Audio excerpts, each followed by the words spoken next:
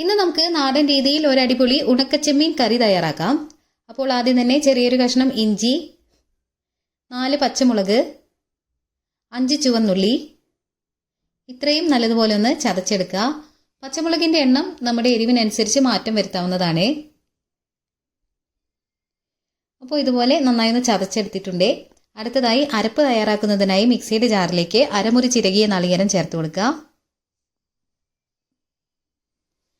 ഇതിലേക്ക് 1/2 ടീസ്പൂൺ മഞ്ഞൾപ്പൊടി, 1/2 ടീസ്പൂൺ കാശ്മീരി മുളക് പൊടി, 1/2 ടീസ്പൂൺ എരിവുള്ള മുളക് പൊടി, 1/2 ടീസ്പൂൺ മല്ലിപ്പൊടി, ആവശ്യത്തിന് വെള്ളം എന്നിവ ചേർത്ത് നല്ലതുപോലെ അരച്ചെടുക്കാം.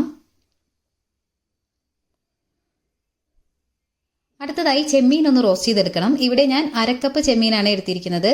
ഇതൊരു ഫ്രൈ പാനിലോട്ട് ചേർത്ത് മീഡിയം ഫ്ലെയിമിൽ 5 മിനിറ്റ് നേരം നല്ലതുപോലെ ഒന്ന് റോസ്റ്റ് ചെയ്തെടുക്കുക. ചെറുതായൊരു ചുവന്ന കളറായി വരുന്ന സമയത്ത് നമുക്ക് ഫ്ലെയിം ഓഫ് ചെയ്യാം.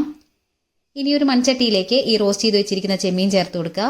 ഇതിലേക്ക് കുറച്ച് കറിവേപ്പിലയും ചതച്ച് വെച്ചിരിക്കുന്ന ഈ കൂട്ടും കട്ട് ചെയ്ത് വെച്ചിരിക്കുന്ന മുരിങ്ങക്കായ കഷ്ണങ്ങളും 3 കപ്പ് വെള്ളവും ആവശ്യത്തിന് ഉപ്പും കൂടി ചേർത്ത് നല്ലതുപോലെ ഒന്ന് മിക്സ് ചെയ്തതിന് ശേഷം മൂടി വെച്ച് മീഡിയം ഫ്ലെയിമിൽ 10 മിനിറ്റ് നേരം ഒന്ന് കുക്ക് ചെയ്തെടുക്കാം.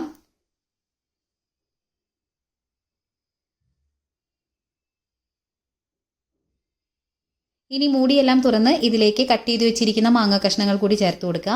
നല്ല പുളിയുള്ള മാങ്ങ ആയതുകൊണ്ട് ഒരു മാങ്ങയാണ് ഞാൻ എടുത്തിരിക്കുന്നത്. ഇതൊന്ന് മൂടി വെച്ച് കുക്ക് ചെയ്തെടുക്കുക. മാങ്ങ നല്ലതുപോലെ വെന്തു വരുന്ന സമയത്ത് തയ്യാറാക്കി വെച്ചിരിക്കുന്ന അരപ്പും മിക്സിയുടെ ജാറിലേക്ക് ഒരു അല്പം വെള്ളം ചേർത്ത് അതും കൂടി ചേർത്ത് നല്ലതുപോലെ ഒന്ന് മിക്സ് ചെയ്ത് മീഡിയം ഫ്ലെയിമിൽ 5 മിനിറ്റ് നേരം ഒന്ന് കുക്ക് ചെയ്തെടുക്കുക. അരപ്പിന്റെ പച്ചമണം മാറിയാൽ മതിയാകും, ഒരുപാടങ്ങ് തിളച്ചു പോരുതേ. ഇതിനുശേഷം നമുക്ക് ഫ്ലെയിം ഓഫ് ചെയ്യാം.